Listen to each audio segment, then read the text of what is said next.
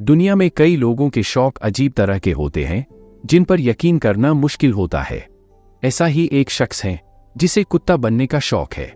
अजीब शौक रखने वाले इस शख्स का नाम टोको है, जो जापान में रहता है।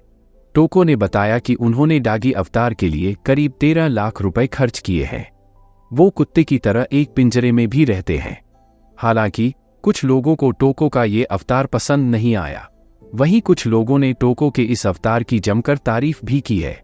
बता दें कि टोको का एक यूट्यूब चैनल भी है जहां 63,000 से अधिक सब्सक्राइबर है। लिंक डिस्क्रिप्शन में है, चेक कर सकते हैं।